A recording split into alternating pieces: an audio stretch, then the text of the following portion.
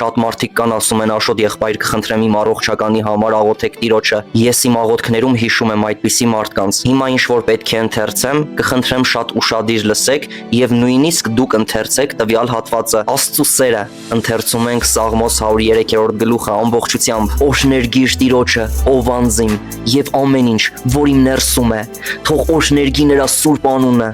Օշներգիր Տիրոջը, ով անձիմ, եւ մի մոռացիր նրա բոլոր բարիքները,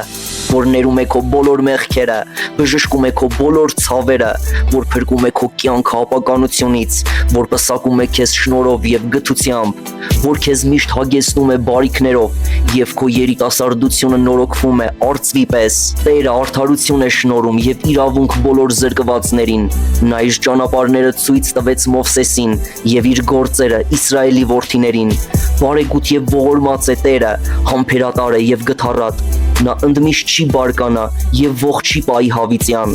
Նա մեզ հետ չի վարվում մեր մեղքերի համեմատ եւ մեզ չի հատուցում մեր անօրենությունների համաձայն, այլ որքան բարձր է երկինքը երկրից, այնքան զորավոր է նրա գութը իրենից վախեցողների նկատմամբ, որքան որ արևելքը հեռու է արևմուտքից, այնքան էլ նա մեզանից հեռացրեց մեր հանցանքները, ինչպես որ հայրն է գթում իր որդիներին, այնպես Տերն է գթած իրենից վախեցողների հանդեպ, որովհետև նա գիտի մեր կազմվածքը, հիշում է, որ հող ենք մենք, մարդու օրերը խոտի նման են, ինչպես դաշտի ծաղիկը, այնպես ծաղկում է,